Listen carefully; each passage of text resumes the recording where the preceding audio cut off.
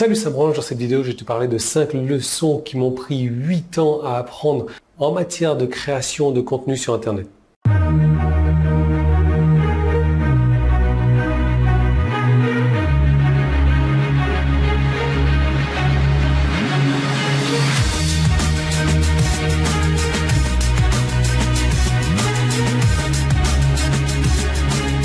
Alors tu le sais, et c'est pas uniquement Google qui le dit, parce que Google, bon, ça reste le maître du monde quand même, mais le contenu est roi.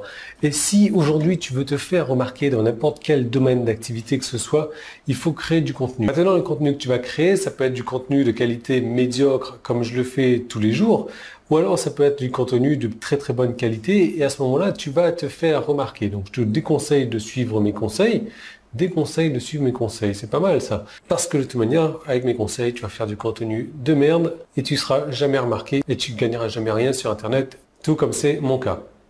Donc le contenu est roi et l'idée c'est que pour se faire remarquer, il faut créer du contenu,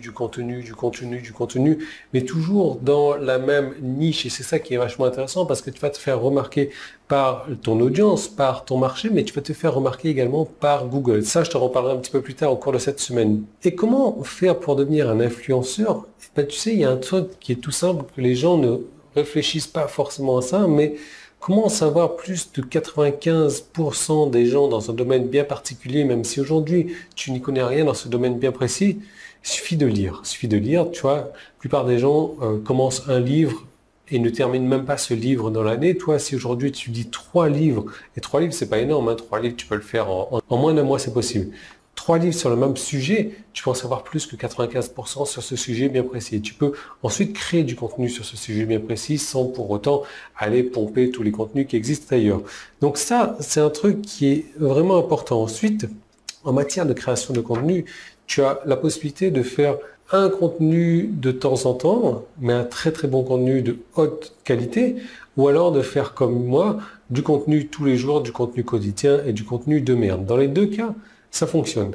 Ça fonctionne parce que dans tout ton contenu de merde, un jour ou l'autre, tu vas avoir un contenu qui sort du lot comme ça et que les gens vont aimer, que Google va aimer, qui va te rapporter du trafic et qui va te permettre de devenir un influenceur, une personne reconnue dans ton domaine d'activité. Ensuite, bien entendu, une des grosses erreurs qu'il ne faudrait surtout pas faire, c'est de ne pas chercher à capturer les personnes qui sont intéressées par ce que tu as à leur proposer. Alors quand je dis capturer, voilà, on ne va pas leur mettre les menottes, mais ce que j'entends bien entendu, c'est de capturer leur adresse email afin que, comme ils ont déjà montré un intérêt dans ce que tu fais, l'idée c'est qu'ils reviennent vers toi en permanence. Et comment? Avec toi, en leur envoyant des messages à répétition comme ça.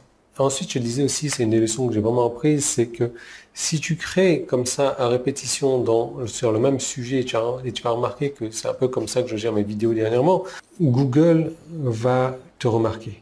Non seulement Google va te remarquer, mais ton audience, ton marché va te remarquer. Et à un moment donné, ils vont se dire, attends, ce mec, il s'y connaît vachement dans ce domaine d'activité, donc on va s'intéresser un peu plus à lui. Par contre, tu vois, quand tu crées ton contenu comme ça, il faut prendre en compte les différents types de personnes qui regardent ton contenu. Et ces différents types de personnes, ils ont différentes manières d'apprendre. Il y a 3 plus 1 type d'élèves en gros, donc de personnes qui apprennent. Il faut savoir leur parler, donc à chaque fois que tu crées ton contenu, il faut savoir leur adresser le bon message dans le même contenu.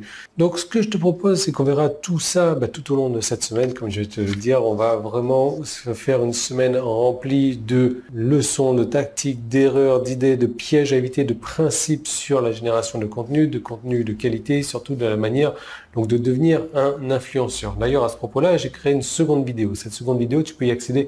Si tu es sur mon site, il y a un bouton jaune en haut ou en bas, il suffit de cliquer dessus. Si tu es sur YouTube, tu as un petit i qui est en train de s'afficher là, tu passes ta souris dessus.